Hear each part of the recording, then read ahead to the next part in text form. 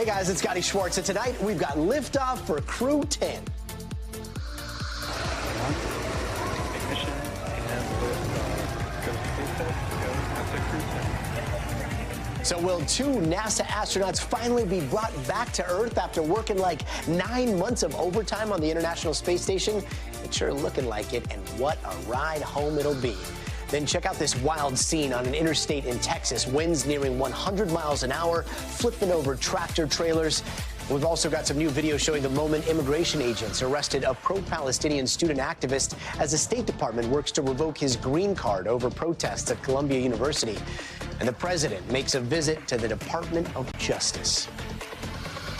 I will not use a bad word. I promised my wife I would never use a bad word, so just a little bad. The case against me was... So those are just some of the stories we were watching tonight. There's so much more to unpack, so let's get going because this is Stay Tuned Now.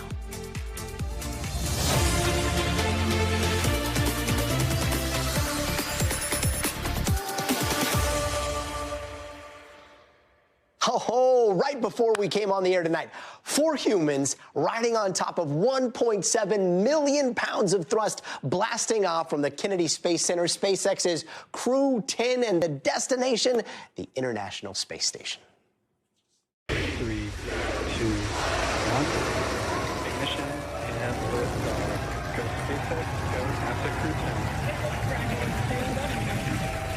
Copy 1 Alpha. Vehicle pitching downrange. Main engine cut off.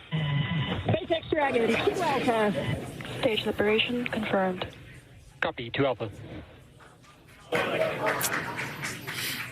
Great call-outs and incredible views there on your left-hand screen. On your left-hand screen, you can see a view from stage 1. There's that landing burn. Let's watch as Falcon 9 touches down on landing zone 1.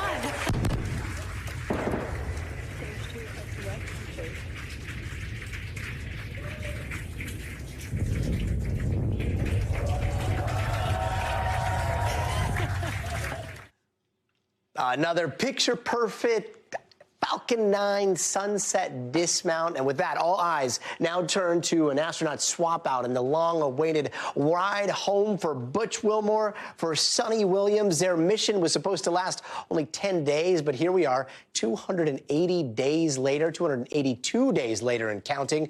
And remember, their original ride back to Earth was brought back without them. Boeing Starliner had been grounded ever since those helium leaks and thruster problems brought that ship back down to Earth without anybody on board. Watch this. Separation confirmed. Starliner is now backing away from station and starting its return to Earth. Well, then enter SpaceX and its Crew Dragon spacecraft.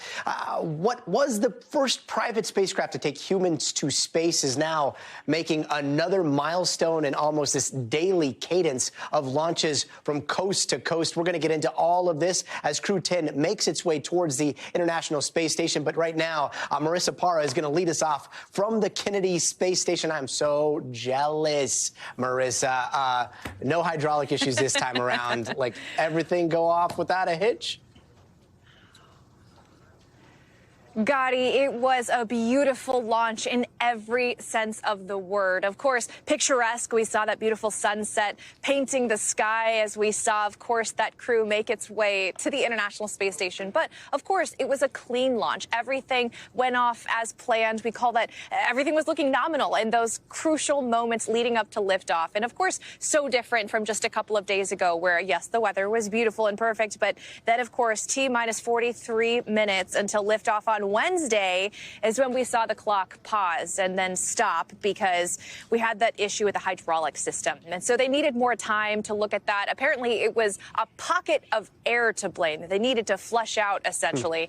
And so they cycled the valves. And then today they felt very confident, communicated that confidence to all of us that things were looking good. The weather, 95% favorable. You saw that beautiful sunset. I can't stress it enough. It really felt like we were in a movie set. And then, of course, those moments, you know, there was the applause. We heard from Mission Control. I mean, we even heard it on the ground here. People were clapping. Everyone's so excited, especially we think about the greater context of this mission in particular.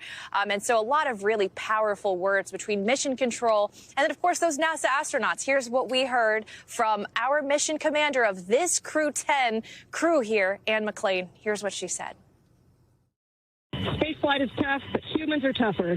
Days like today are made possible only when people choose to do the harder right over the easier wrong. Build relationships, choose cooperation, and believe in the inherent goodness of all people across the world.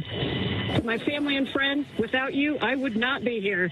Explore boldly, live gracefully, go Crew 10. Gadi, I heard someone joke around here. One of the NASA employees said, well, you know, rockets are always divas around here. So they had to, you know, really amp up the drama. And there's been no shortage of drama and excitement every step of this way, this journey. Now, those original Starliner astronauts, now Crew 9, essentially we're just days away from them returning to Earth now, with Crew 10 having liftoff successfully tonight. Yeah, and, you know, I mean, hearing the word nominal in your ear, and it sounds so beautiful. And then you hear the commander's words. Like, I teared up when I heard that. The inherent goodness, yeah. Space is tough, but humans are tougher. I mean, like, what an absolute inspiration. So looking at the timeline here, when will Crew 10, like, make it to the space station? And what is the handoff going to look like with Crew 9? And Butch and Sunny finally climbing aboard to come on back home on their ship? Yes. So many eyes waiting for that moment, Gadi. So I can tell you what we know according to the schedule as it is right now. I mean, we had liftoff. That's the thing we were waiting for. So we know that this launch went off tonight. So we are expecting docking sometime tomorrow night. As of now, kind of slated for 11:30 Eastern at night, 11:30 p.m. tomorrow night, Saturday night. But what happens after is just a matter of when that docking happens exactly. We know that hatch opening would happen in the hours after. So sometime Sunday morning, we're going to see Crew 10 floating on into the International Space Station. There will be a whole ceremony, fanfare, and then, of course, behind the scenes, the passing of the baton. Gadi, Crew 9 with Butch and Sunny will be showing Crew 10 the ropes before they are able to undock. We're expecting at earliest Wednesday for them to start making their return back to Earth. Of course, that depends on the weather. More uncertainty in terms of when exactly that's going to be at earliest Wednesday. And as we've talked about, a lot of excited people eager to welcome them back to Earth and gravity. It's been a while. Yeah, absolutely. Gravity is going to do a number to Sunny's hair when she finally comes back down to the planet. Marissa Parra, thank you so much. Been so nice to hang out with you over the last few days. And former astronaut Danny Olivas is back with us tonight alongside astrophysicist Paul Sutter. Thank you so much for being with us, both of you. Danny, what are you going to be looking for as Crew 10 docks on the ISS and Crew 9 prepares to come home? So one of the first things that's going to happen is obviously a little bit of a celebration. Everybody gives hugs and welcomes, you know, the new crew members on board. But, you know, really, as soon as you get on board, you have to jump right into procedures. You have to start learning the emergency procedures, get the Crew 10 that comes on board needs to be briefed on what's going on, what kind of operations are going on, understand and go through all the emergency procedures. And they want to get ready just in case something goes bad. Yeah, immediately after boarding. And then there'll be a period of time during this handover where they get the crew up to speed with the current status of all the various experiments and who's doing what, and essentially getting the crew situated and comfortable with ISS operations. At the same time, you know, Sunny and Butch and you know, Nick and Alexander, they're going to get ready to pack things up and come on home. So it's going to be a really busy time. Yeah, busy indeed. And Paul, you know, just looking at the big picture here, SpaceX now has 4 Crew Dragon ships. I mean, they're in the commercial side. They are obviously right now the modern, most successful crewed mission capsule to make it up to the ISS over and over again. This is mission 10, mission 11 for them. What does this say about the future of NASA and the future of manned spaceflight?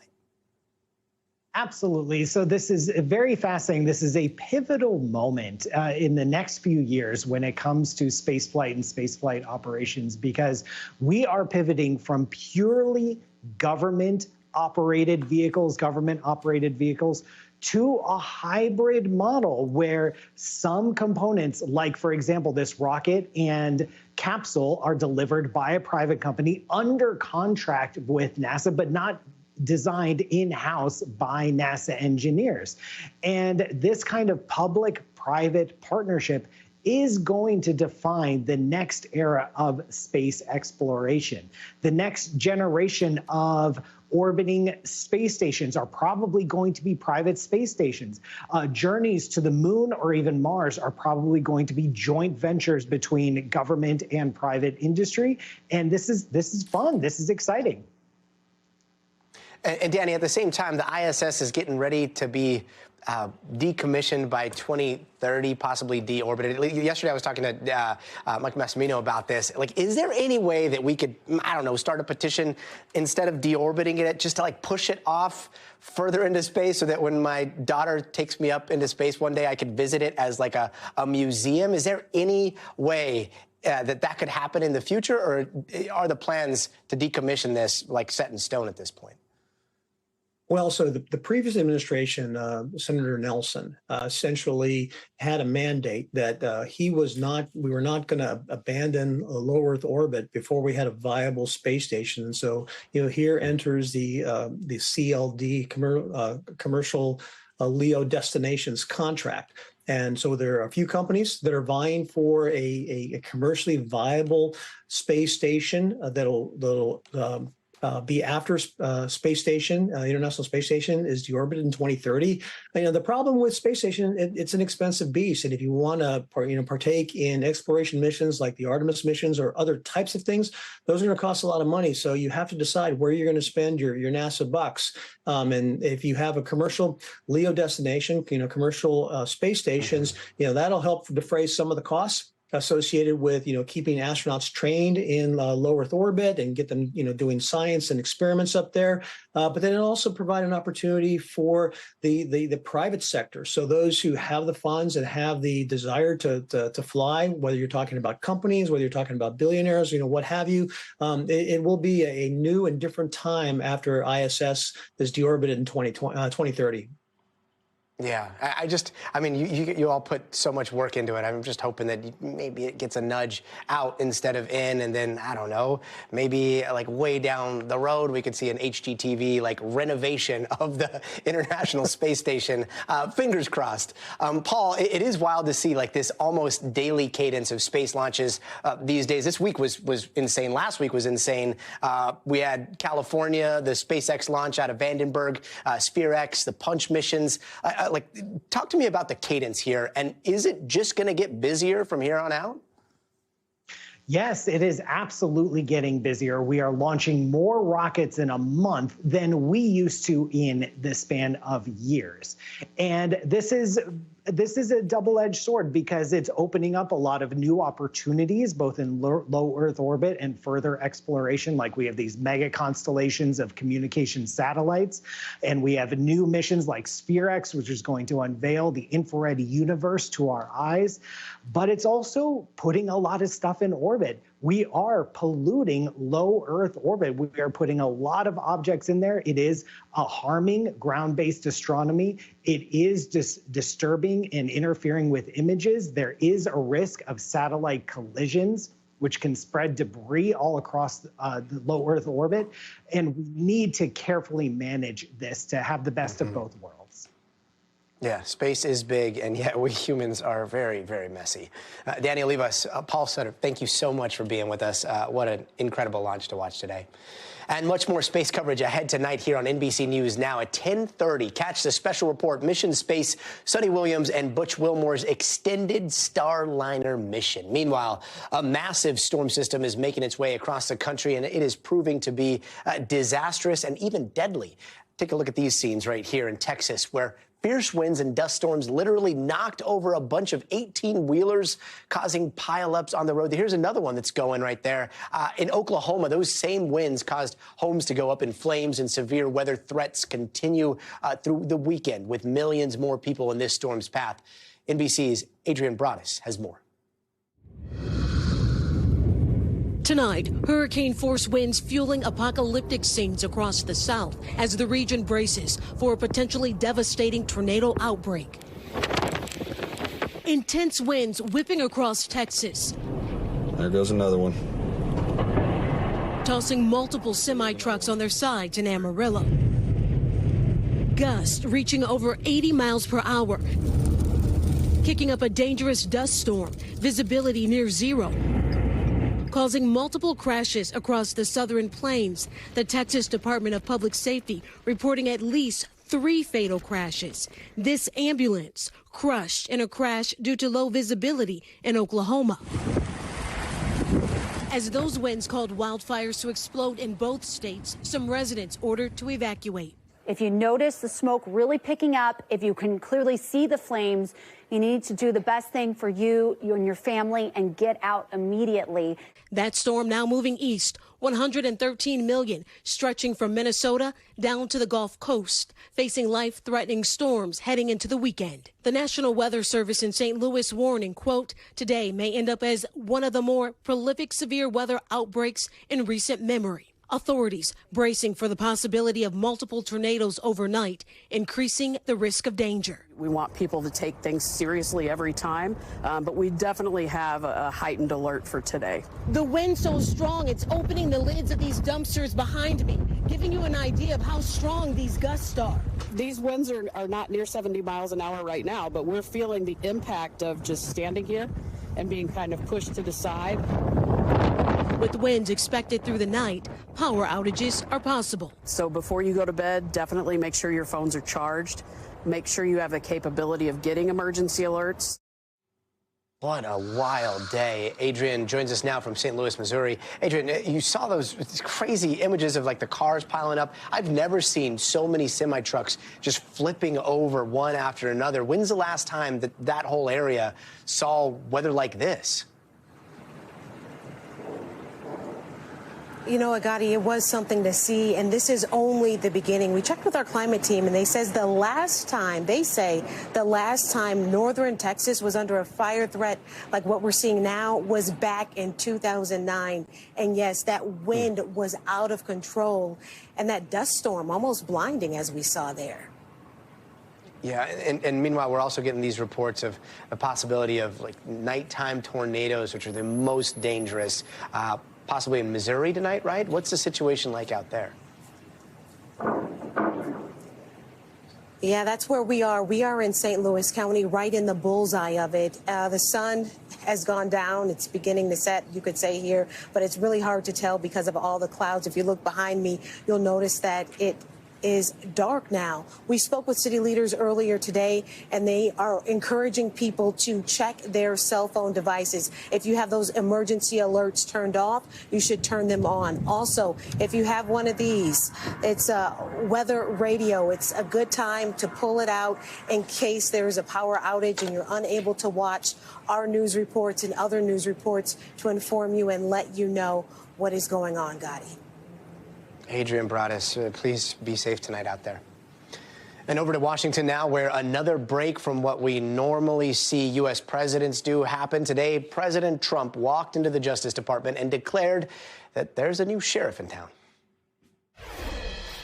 Now, as the chief law enforcement officer in our country, I will insist upon and demand full and complete accountability for the wrongs and abuses that have occurred.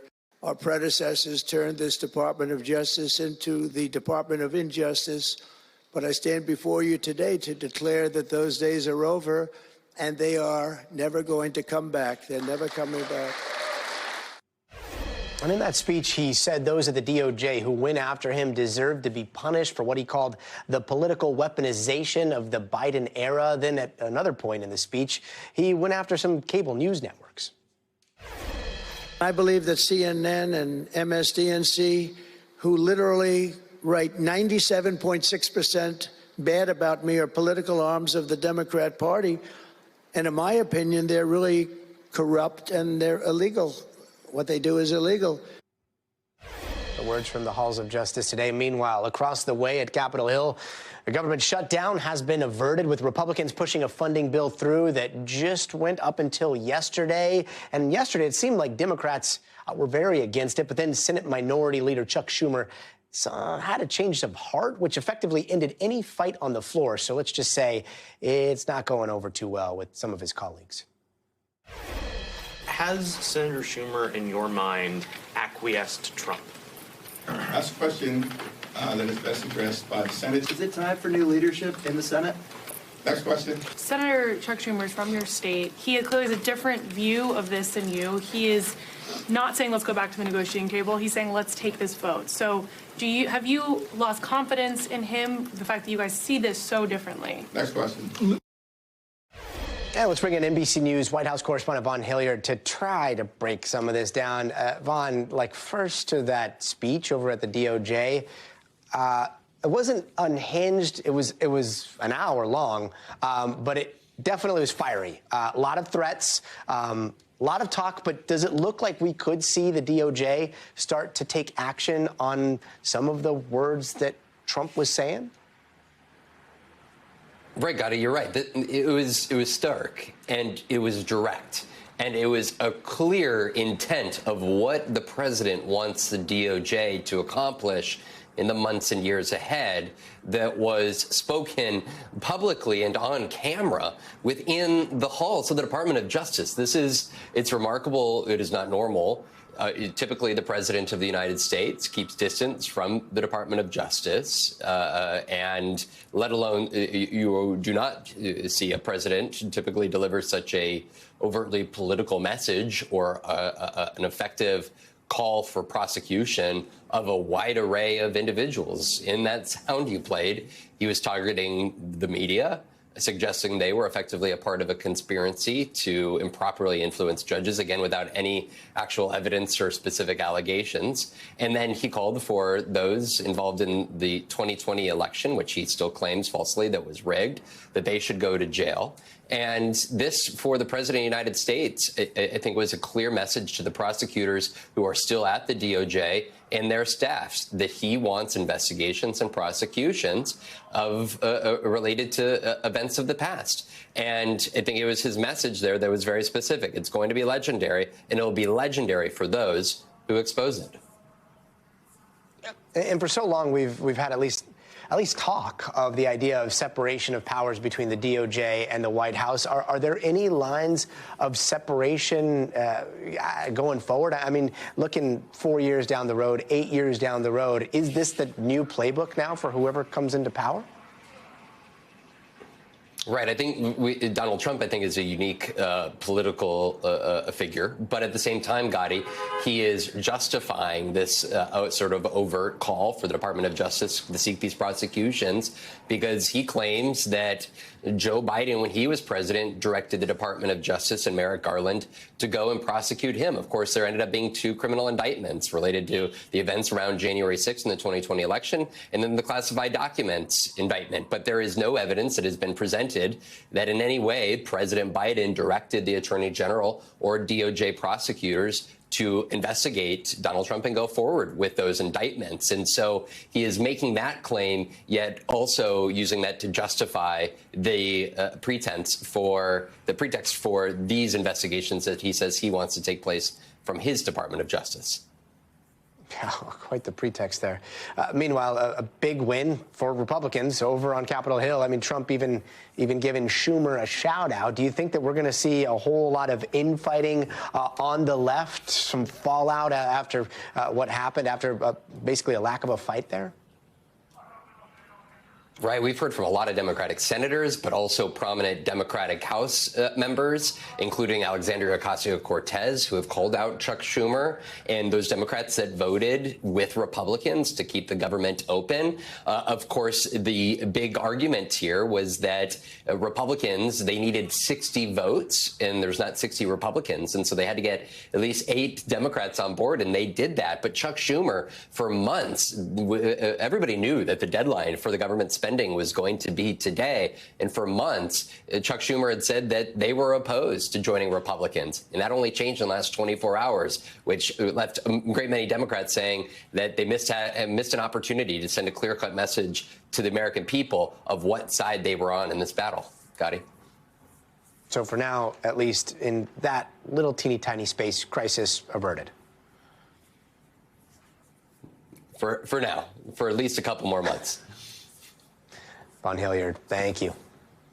And tonight, there's new video showing the exact moment a Columbia University grad, Mahmoud Khalil, was arrested and taken into federal custody. Now, Khalil has been at the center of this firestorm ever since the Trump administration tried to deport him for his role in the pro-Palestinian rallies at his alma mater last year. Now, the cell phone footage you're about to watch was taken by his wife and released by the ACLU, which blurred some of the faces in the video. Take a look. What? You're going to be under arrest. So turn around. Okay, Stop let's resisting. not. Stop resisting. Okay, he's not resisting. He's giving me his phone, okay? He's not, I understand, he's not resisting. Like, there's no need for this. Don't worry about it. You're going to have to come with us. Don't worry about it. I'm coming with you. Don't worry. No one's resisting. No one's getting worked up. you guys really don't need to be doing all of that. It's fine. It's fine. It's fine. حبيبي كيف بدي اتصل فيك؟ Take Amy. Call Amy. Okay. Hi, Amy. Yeah, they just like handcuffed him and took him. I don't know what to do. Can we get a name, please? Can we get your name? I understand the lawyer is asking for your name. Over there. No, we don't give our name. The lawyer's asking for your name. He's saying they don't give their names. Oh yeah, that's right. He'll be taken to immigration custody at 26 Federal Plaza. I'm sorry. Can you repeat that? He'll be taken to immigration custody at 26 Federal Plaza. She said they're taking him to 26 Federal Plaza.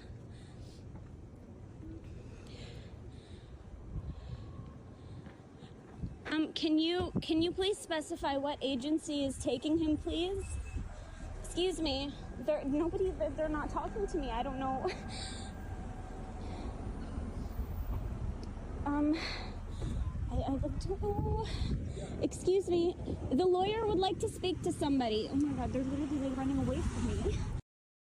And let's bring in NBC's Antonia Hilton out there in New York with the latest. Antonia, what is the latest with Khalil? And could this video going so public move the needle at all? Well, Gadi, what the video certainly does is give us additional insight into what initially went down that day. And as you can see, you see the officers there apprehending him in this hallway, some in partial plain clothes. I mean, there's even one in a sort of comic book or graphic T-shirt of some kind. And at one point, you hear them tell him to stop resisting arrest, although it's not clear from the video that he actually resisted arrest at all.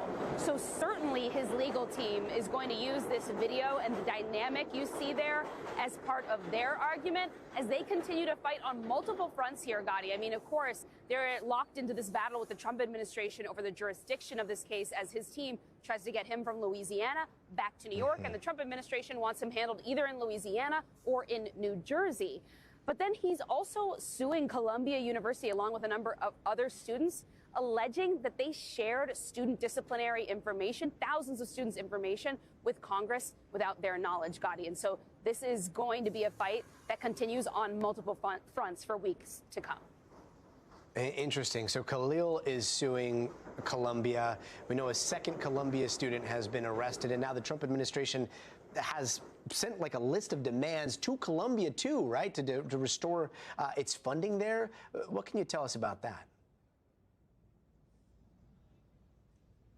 That's right. The federal government has this very powerful carrot and stick of the money that sort of supports all kinds of academic and intellectual pursuits that impact everything about the way that universities function. And they sent this demand letter, everything from banning students from wearing masks in certain contexts to a demand that there be more scrutiny and changes to potential programs like Africana studies. And that, to students and administrators that I have spoken to here, represents an absolute assault on free speech, in their words. Take a listen to a conversation I had with one of the protesters who is on the ground here today.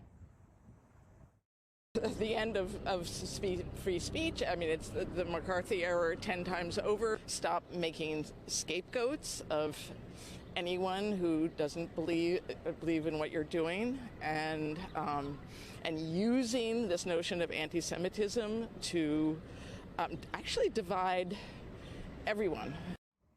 Gadi, I can tell you, I had a conversation on background with one administrator here at Columbia who told me that there are active conversations right now among administrators who, for a time, really were trying to engage with this, with the Trump administration in a sincere fashion. They wanted to make changes, address anti-Semitism on campus. But they now are worried that at this point, no matter what they do, they feel that the administration is hell-bent on destroying their school, and they're trying to strategize about how they're going to effectively respond now. Gadi. And here's some of the other headlines we're watching tonight. Dr. Mehmet Oz testified at his Senate confirmation hearing today. Remember, he is President Trump's pick to run the Centers for Medicaid and Medicare. If directed by the president to take action that would break the law, would you follow the law or follow the president's directive? The president would never do that. That's absurd. And it's a disappointing answer.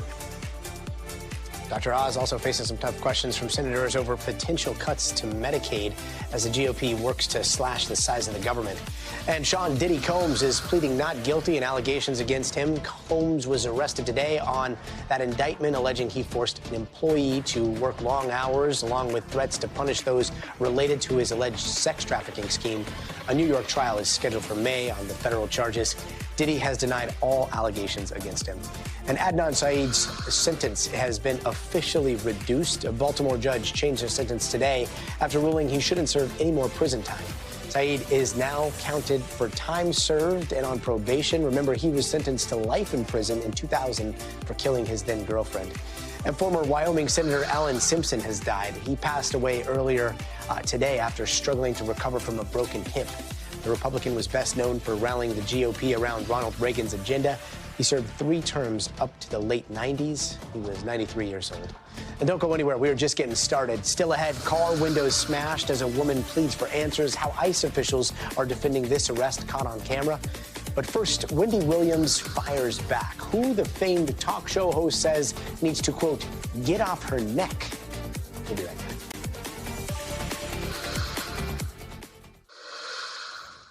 It's now been over 2 years since 4 students at the University of Idaho were killed in an off-campus home. And tonight, the audio of the 911 call that took place has finally been made public. Take a listen. 911 location of your emergency. Hi, something is happening. Something happened in our house. We don't know what.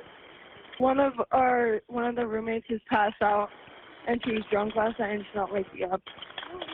Okay. Oh, and they saw some man in their house last night. NBC's Camila Bernal joins us now. Camila, there have always been so many questions about these 911 calls, about these moments, about the state of mind that these girls were in, the roommates. What do these calls tell us?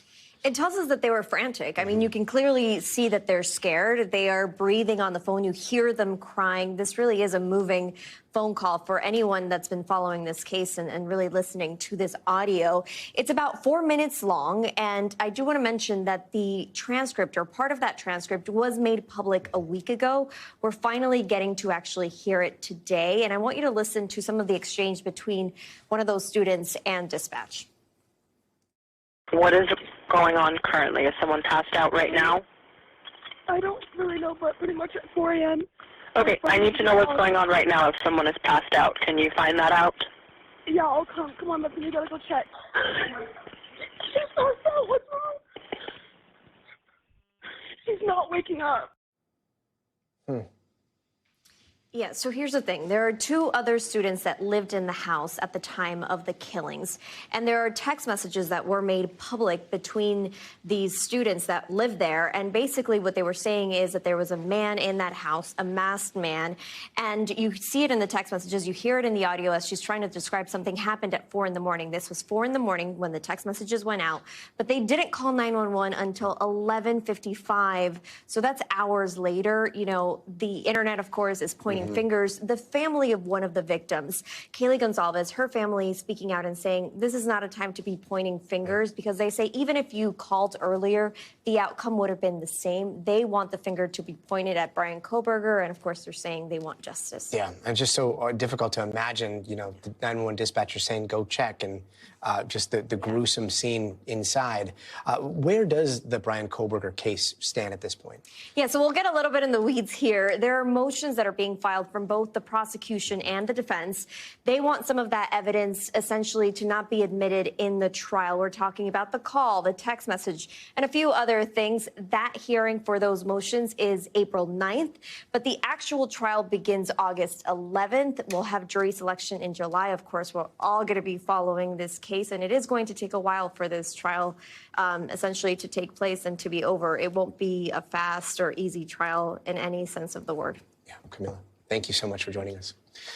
And lots of questions swirling just 24 hours after that American Airlines plane caught fire after landing in Denver, marking yet another scary incident involving a major airliner in recent months. And we brought you this as breaking news last night as images of the scene first started coming in. You see people running from that plane. Everyone on board was able to evacuate safely. And NBC's Steve Patterson has the latest. It was a harrowing scene. Panicked passengers fleeing onto the wings of an American Airlines plane. Oh my God! The engine fully engulfed in flames, black smoke billowing around families waiting to be rescued. Oh my gosh, they're emergency evacuating. They're running out. Ground crews scrambling to the scene, evacuating passengers with slides.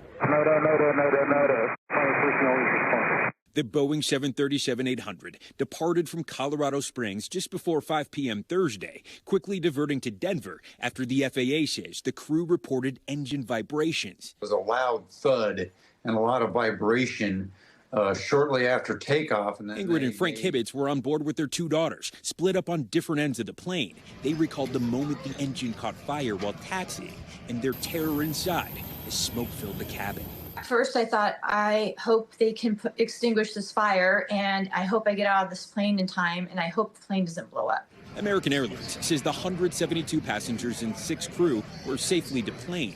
12 people were transported to a local hospital with minor injuries, according to local fire officials. Oh, no, no, no, no, no. It's the latest in a string of recent airline incidents, raising questions about air safety, from a crash landing upside down in Toronto last month. Drop it! Come on! Where everyone survived, to the plane that collided with a helicopter over the Potomac, leaving 67 dead. Commercial aviation in this country is still incredibly safe. I would not hesitate to fly, but I do understand the public's nervousness about this.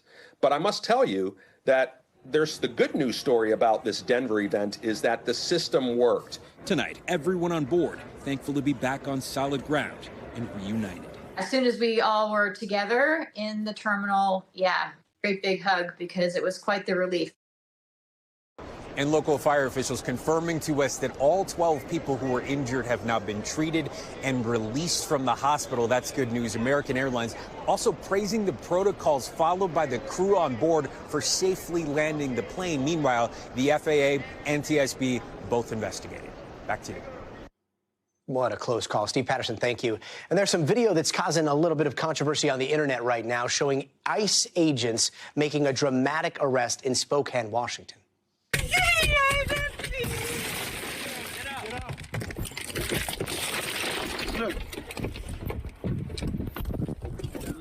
No, hey, you can! You can! It's illegal! Okay. Amigo. No. It's illegal. Hey, it's legal. Get out of my... Hey, no. Get out of my car. Get out of my car. Girl. Get out, no. Girl. I have video. I have seen you. Look, he's spraying it. Hey. No. Hey, mira. Oh, my God. Open the door. He's spraying it. Now, the woman that you hear in one of those videos, that is Kayla Somariva, and she says that this all happened 4 days ago when she, her husband, and her brother-in-law were headed out to court. She says that around a dozen officers surrounded their car, broke the windows, and then arrested the 2 men without showing a warrant.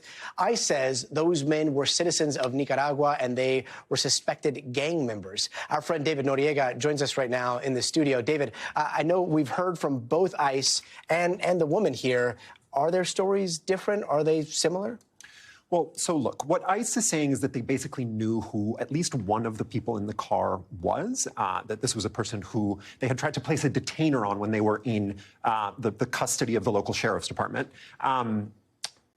And ICE has the authority to perform warrantless arrests, right? The way that most law enforcement does. If they have probable cause to believe somebody is in the United States violating immigration laws, they can try to effect an arrest and they can try to use reasonable force to effect that arrest. That is what ICE is saying happened in this situation. Of course, the video is very dramatic, you know, the wife is strenuously denying that either her husband or her brother-in-law belong specifically to Tren de Aragua, which is the gang that the federal government is saying these two Nicaraguan men belong to. And so, I mean, is there any proof that they are part of this gang? Not that we've seen publicly. And I'll also tell you, Gadi, as a more general matters, I've been doing a ton of reporting on Tren de Aragua specifically in the way that it's sort of treated by the federal government. And so, you know, stay tuned for more on that. There are a lot of questions, significant questions that haven't really been answered about the way that law enforcement at both the federal and local level identifies people as members of Tren de Aragua. It is an existing criminal organization with a real presence, but its boundaries are pretty blurry, it's pretty diffuse, and that is why, for example, the wife in this case is saying, you know, these people have nothing to do with this gang. This is not the only case in which someone has been accused of belonging to Tren de Aragua, and we've had family members come out and say that is not the case, including, for example, Venezuelan men who were temporarily detained at Guantanamo Bay. Meanwhile, they said they were going to another court hearing, or there was some other court hearing going on. Yeah. Do we know what that was for? Not an immigration case. Apparently, the husband and brother-in-law were involved in some kind of criminal case related to an altercation with a family member that happened in the past. That's about what we know from both the family, the wife, and the authorities as well. David Noriega, thank you. And here are some of the stories happening out west that we're following right now. The U.S. now has the most measles cases so far in a single year since 2019, which ended with more than 1,200 cases. Today, the CDC announced more than 300 cases nationwide, with most of them coming from outbreaks in Texas and New Mexico. So far this year, a child has died from the measles in Texas, and a second death is under investigation in New Mexico. And the Big Bear live eagle cam in California has taken the country by storm, and it's going viral, all showing 3 little baby bald eagles, but unfortunately now one of the baby eagles appears to be missing. We're not exactly sure what's going on. No one has any idea if something's happened yet, but Big Bear officials are saying they are keeping positive thoughts and are waiting to be updated by Mother Nature out there. And Sacramento police responded to a burglary at an office building where it looked like the suspects got away until a pair of cops used a drone to find not 1, but 2 people hiding in the AC ducts in the attics. The suspects were booked, and you know what they say, you can run, but you can't hide from a drone. And still to come, new fallout from this viral video, a woman grabbing a baby wombat. That and some other headlines from around the world are coming up next.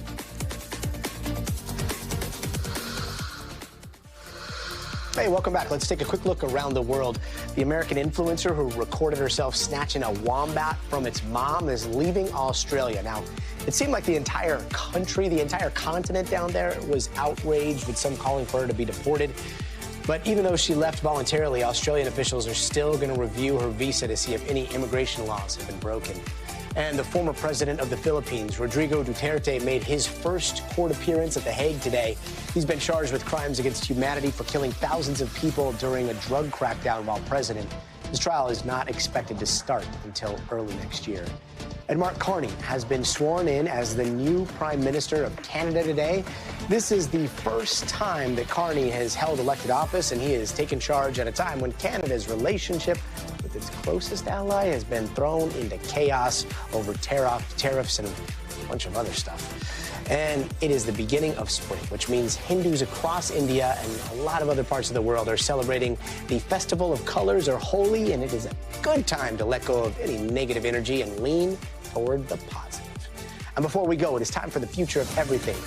What's the matter? Well, how scientists were able to transform light into something totally different. We're going to try to explain.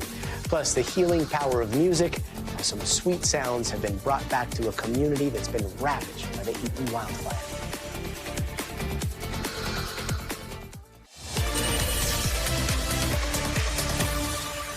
Hey, welcome back. It is time for some Future of Everything headlines. OpenAI is asking the federal government to let AI train on copyrighted material. Now, the company has been sued by news outlets, by authors, by artists over copyright issues. They think these laws are holding AI back. And OpenAI says the U.S. needs to stay ahead in technology, especially with China stepping up to the game. So we'll see. And scientists just did something like it does not compute in my brain, but apparently they froze light into a supersolid, which is like a state of matter that has both properties of a solid and a liquid, and they did it using particles that mix light and matter. It's wild stuff. So we'll see how that develops. And the discovery was published in the journal Science, or I'm sorry, the journal Nature. Could crack quantum physics. It can also help us learn how particles interact without heat getting in the way. And finally, some students here in Los Angeles, they got a much-needed surprise, music to their ears, if you will, after being impacted by the devastating California wildfires. Tonight, we've got a look at how the community is banding together to heal. In a cacophony of destruction, the LA fires stole so much. And among the ashes, the auditorium at Elliott Arts Magnet School. Its instruments lost, its music students left silenced. I played so many shows there. My dad went to that school, my grandma. That school has like been in my family. 13-year-old Maddox Earnhardt lost his school and his home. It was an explosion, like a flash. I was worried. So I packed up stuff that I care about, like clothes, my guitars. Your guitar, Mm-hmm. This guitar and pick, some of the few items he saved from the flames. I've been so connected to music. I haven't really been able to let go of it. I love playing it. I love listening to it. Now, after his class relocated to a different school, Guitar Center has a big surprise for gifts from the Guitar Center Music Foundation. More than a dozen guitars, amps, and even a drum set for this rock and roll band class. What do you think? I like it. Helping these young musicians find their rhythm again. I just want to learn more scales, learn my favorite songs. Those are beautiful new guitars. The fire's not going to stop you from learning. Mm-mm. It's the same story for many teens across Los Angeles. James and Hudson Marks lost their home and their music. No way. No. What? This is amazing, This is bro. spectacular. Now a chance to start again. There's still like the mementos, there's the emotional stuff that like you can't replace. It's kind of like almost like an escape from what's happening to be able to play. A harmony found and healing in music. I know it doesn't feel like Elliott in this school, but when you are all playing, does it sound like Elliott? Yeah, it does. Heavy metal riffs that might just be the soundtrack of rebuilding.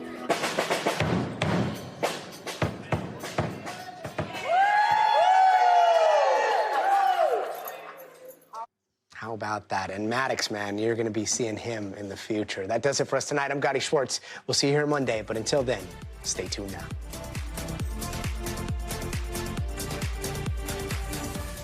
Thanks for watching. Stay updated about breaking news and top stories on the NBC News app or follow us on social media.